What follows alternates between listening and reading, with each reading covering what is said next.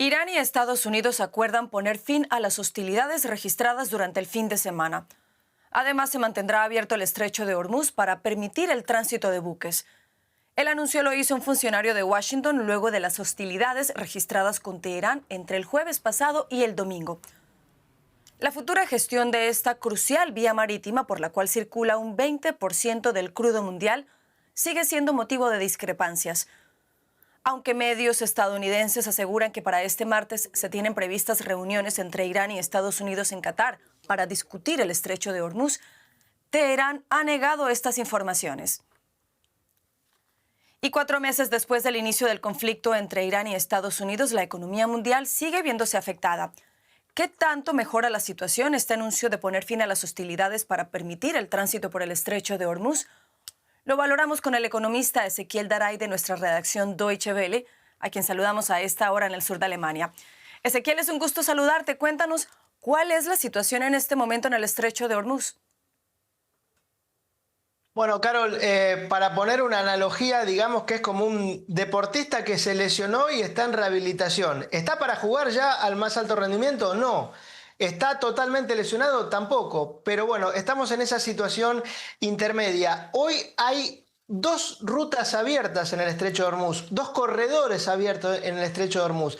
El corredor norte, controlado por Irán, no están cobrando peajes como anunciaron por estos 60 días, veremos qué ocurre después, y por el que está pasando la mayoría de los cargueros, y un corredor sur operado por Estados Unidos y Omán. Bueno, las escaramuzas que hubo el fin de semana fue justamente ataques con drones a los buques que estaban pasando por este último corredor, porque aparentemente Irán no estaba de acuerdo. Esto obligó que muchos cargueros retornaran. Esto además complica el tema de los seguros, porque las aseguradoras todavía no le permiten a muchas de las compañías lanzarse a una ruta que no está 100% segura, y por esto todavía quedan muchísimos barcos atrapados. Por eso empezó también a bajar el precio del petróleo, porque ante la expectativa de que esta situación se libere, en cuanto se libere va a salir un flujo tan grande de barcos que están todavía atrapados, que va a haber una oferta de petróleo muy grande. Y como el mercado cotiza a futuro, cotiza la situación que viene, no la situación actual, está previendo que va a haber una mayor oferta. Pero atención, hacia fin de año están previendo un nuevo aumento de precios, porque una vez que esta oferta de petróleo que está flotando en el mar, por así decirlo, se termine, la nueva oferta, que dependerá de la producción, esa va a tardar en llegar, porque muchos centros de producción, sobre todo obviamente en el Golfo Pérsico, fueron dañados por los ataques. Ezequiel, sin duda que el fin de las hostilidades que permiten que el estrecho de Hormuz continúe abierto es una buena noticia, pero ¿cuánto tiempo puede tomar que la situación se normalice por completo? Bueno, Carol, meses y largos meses. Podría estar empezando a haber tráfico normal recién hacia fin de julio, pero todo depende de cuán rápido se termine firmando esto y que no haya más ataques. Estamos imaginando el mejor escenario, que en estos 60 días se pongan de acuerdo y terminen esto que es un memorando de entendimiento, termine siendo un acuerdo de paz. Estamos muy lejos todavía de eso, pero bueno, es lo que se está suponiendo. De ahí a que se normalice el tráfico, a que se normalice la producción. Bueno, en algunos casos va a tardar hasta el año 2027. Qatar, por ejemplo, que es un actor muy importante en la producción de hidrocarburos, sobre todo de gas, ha perdido una parte importante de su producción. Va a poder recuperar el 80% de la producción que tenía de aquí a julio, agosto, pero un 20% lo ha perdido y va a tardar años en recuperarlo. Con lo cual vamos a quedar en un mundo en donde la oferta de hidrocarburos por un buen tiempo va a ser un poco menor a lo que era, con lo cual ante una demanda ceteris paribus, digamos, una demanda que no cambie, vamos a convivir por un tiempo con precios, no con aumentos constantes del precio de la energía, pero sí con precios más altos. Ezequiel, uno de los temas que más ha generado preocupación es el de los fertilizantes. ¿Por qué inquieta tanto este asunto? Explícanos, por favor. Porque los fertilizantes se producen a través de petróleo y, por ejemplo, la urea, que es el fertilizante más típico que utiliza en la agricultura en Sudamérica, por ejemplo, es el que permite toda la agricultura, la producción de soja, trigo y todo lo que se exporta después a Europa o a China. Bueno, la urea, el 50%, casi el 50% de la urea proviene del Golfo. Y acá hay una distinción fundamental con lo que ocurre con los hidrocarburos. La producción y el suministro de hidrocarburos todavía no se normalizó, pero recordarás que hace un tiempo los países que están en la Agencia Internacional de Energía liberaron un montón de 400 millones de barriles de petróleo de sus reservas, que luego habrá que reponer. Bueno, ¿qué es lo que pasa? No hay reservas de urea y no hay un sustituto de la urea. Entonces simplemente va a faltar, está faltando, y esto produce un aumento de precios. Ya en Europa, por ejemplo, la Comisión Europea está asistiendo a los productores. En Sudamérica todavía no pegó, pero va a empezar a pegar ahora cuando empiece la cosecha gruesa, la cosecha o la siembra de soja, mejor dicho, que va a empezar hacia octubre, noviembre. Bueno, vamos a hacerlo todos con precios más elevados. Obviamente esto va a quitar rentabilidad y seguramente veamos, lamentablemente, precios de los alimentos más caros. Y la situación es especialmente preocupante en regiones como África, por ejemplo, que es un gran productor de alimentos, que importa muchísima de la urea que proviene del Golfo y como decíamos, la producción dista mucho de ser normal. Y termina afectando directamente al ciudadano de a pie. Ezequiel, otro sector en el que hay inquietud es el de las tecnológicas. ¿Qué es lo que más preocupa a estas compañías? Bueno, el sector de las tecnológicas se está revolucionado en las últimas semanas por distintas razones. Por una razón que no tiene que ver con el conflicto, que es que el mundo se está empezando a preguntar si la inteligencia artificial realmente es tan rentable como lo que promete con el gasto que necesita. Por eso el Kospi coreano cayó hace unas semanas 10% en un día, la bolsa de Corea del Sur.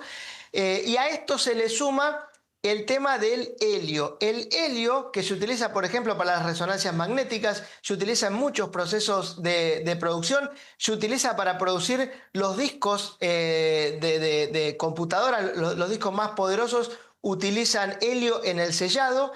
Y los chips. En la producción de chips se necesita una refrigeración en el proceso que se hace a través de helio. Bueno, el 30% del helio del mundo lo produce Qatar y es un derivado del gas natural licuado. Y Qatar, como decíamos, la producción desde marzo está prácticamente parada, se está empezando a normalizar, pero va a tardar mucho en ser normal, con lo cual aquí no es que vaya a impactar tanto en el costo. En el costo de la producción de un microchip, te podría decir que el helio es casi despreciable, no influye en el costo, pero es indispensable. Entonces, si falta helio, van a faltar microchips. Y si van a faltar microchips, todos los procesos de inteligencia artificial, pero ni piense siquiera en procesos muy complejos. Una licuadora, un televisor. Los automóviles tienen cientos de microchips para un montón de procesos. Con lo cual, si hubiera un faltante de microchips, sería un gran problema para el sector tecnológico, pero para la industria en general. Hablando de otros sectores, Ezequiel, aquí en Europa se ha hablado mucho de un posible desabastecimiento de queroseno, el combustible para los aviones. ¿Se ha disipado ese temor? No, todavía no. A ver, hay que tener en cuenta que el jet fuel, como le llaman, o el queroseno, surge del refinado del petróleo. Así como refinan gasolina o diésel, también refinan jet fuel o este queroseno. El problema particularmente lo tiene Europa. Países como el Reino Unido dependen muchísimo de la importación de jet fuel, están muy complicados. Italia está aplicando métodos de racionamiento. ¿Y cuál es el problema? El tipo de petróleo que está importando Europa. Europa tiene capacidad de refinado, pero el tipo de petróleo que está refinando Europa hace que se obtenga más gasolina y menos querosén y diésel. Por eso depende mucho más con este tipo de petróleo de la importación del jet fuel, del queroseno, por eso está mucho más complicada. Cuando recibía flujos de petróleo del Golfo, el petróleo que venía del Golfo en el refino obtenía mucho más diésel y jet fuel. Y si bien hay planes para intentar aumentar la producción, esto no es mágico, esto va a llevar tiempo y estamos en el periodo de vacaciones, en donde hay mucha más demanda de combustible. Obviamente estamos en los Estados Unidos con un mundial de fútbol, con muchísimo más movimiento que lo normal, con lo cual el mercado está cuanto menos tenso. Hay reservas para unos cuantos días todavía, pero si la producción no se normaliza rápidamente, podemos empezar a ver racionamientos más importantes de queroseno. Ezequiel, ¿qué regiones se han visto más afectadas por todas estas tensiones que se han registrado en los últimos 4 meses desde que inició esta guerra de Irán contra Estados Unidos contra Irán?